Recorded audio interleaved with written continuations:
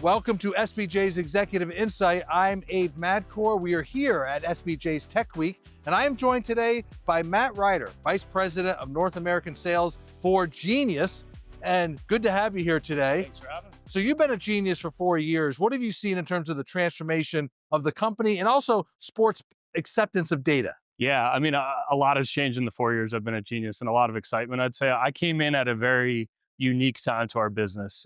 We just went public in April of 21. Okay. I joined about 2 months after that. It was a convergence of all these other companies that we were acquiring after going public and sitting on some capital and making some really smart strategic investments. Everything from a DCO technology to help funnel our media business, a free-to-play business that we acquired. And then I know a lot of what we want to talk about today was a business we acquired that was called Second Spectrum, which is really our augmentation business. But the adoption of data is crucial in everything we do. It's obvious with our sports betting partners, but now our media and tech relationships, our brand partnerships, and it's the fundamental layer of everything that we're doing here. Now, but talk about what Second Spectrum, because Second Spectrum, I just was blown away by when it was first introduced years ago. Sure. And then what has that done to your business? Yeah, I mean, it's adopted into something we're calling Genius IQ, which Abe, I know you wanted to talk about as well, but it's the storytelling of what we could use. You know, previously it's been used for officiating and coaching solutions in the NBA, which is still a core part of our business in Genius IQ. But now the adoption into the media sector of Genius IQ to create new storytelling, data overlays, and new innovative ad formats is really what I think is exciting now, which we didn't probably see 4 years ago as well. Right. And specifically, Matt, talk about what exactly those manifestations are that you're seeing. Yeah, I mean, there's been a couple big wins and big partnerships, especially in Q4 of last year, with a partnership we had with EA Sports and Peacock called Madkour,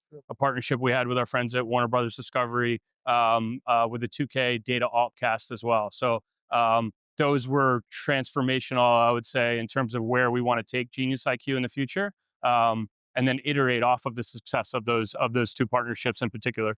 And then when you're looking at a viewer perspective, you're seeing just a lot of overlays of data in these alt casts, which really just make the more engaged. Yeah, and I think it's a new way to speak to fans, right? From a broadcast and streaming perspective, to have different storytelling. It might be, I'm a data nerd and I want to watch all these unique experiences, talk about field goal percentage, separation from a defender in basketball, or how fast Tyreek Hill is running down the field. Like that is really a unique way in a hardcore to, or is there we talk to our friends at the NFL a lot about doing sort of an international feed and breaking down football to educate international markets. And I think that there's a lot of different ways, and it's going from a one-to-many experience with live sports down to a more personalized one-to-one viewing experience. And personalization is where we're all going toward eventually. Yeah, absolutely. Yeah. And talk about, like, for the brand side, if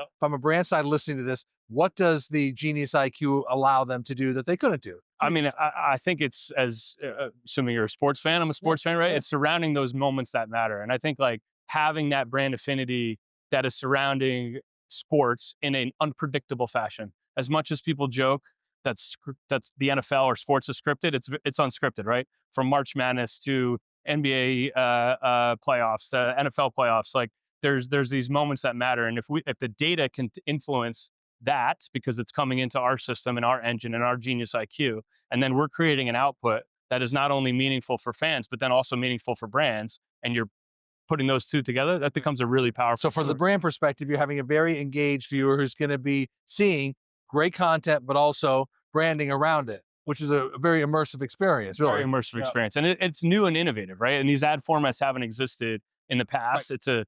Could be an incremental revenue stream for a league or a broadcaster, but then it's a way for brands to get smarter to surround live sports, which is really hard to do. And Genius IQ, because it's set up to literally, like, we've been teaching Genius IQ hours upon hours upon hours of live sports video to be able to actually adapt to what's happening in real time, and to be able to have that's really hard to do. And then to be able to have that brand experience that's powered with it, you're almost predicting the unpredictable in that sense. And Matt, chime in here, because I find that teams, leagues are much more open about using data to do storytelling for the viewer, for the fans.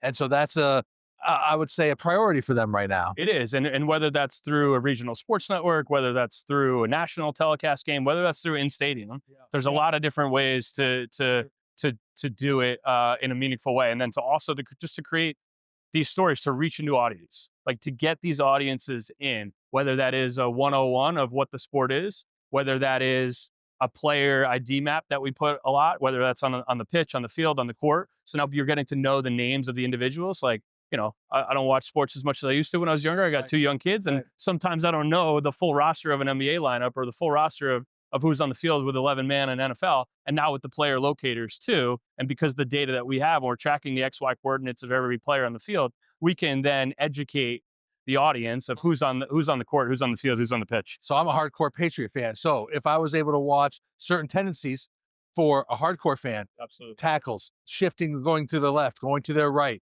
what's the the throw that this quarterback makes most successfully or frequently, that's pretty fascinating in terms time of and pocket. Absolutely. And there's a lot of ways that you can extrapolate that. As we look forward, Matt, where do you see data? Where do you see things going forward?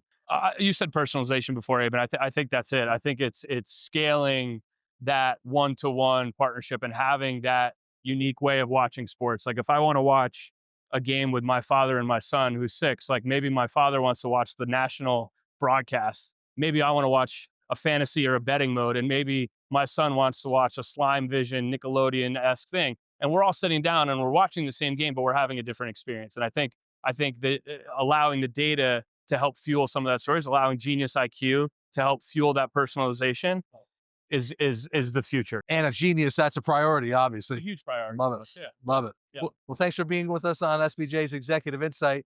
Matt and I are here at SBJ's Tech Week. That was an Executive Insight with Matt Ryter, who is Vice President of North American Sales for Genius. We'll talk to you down the road.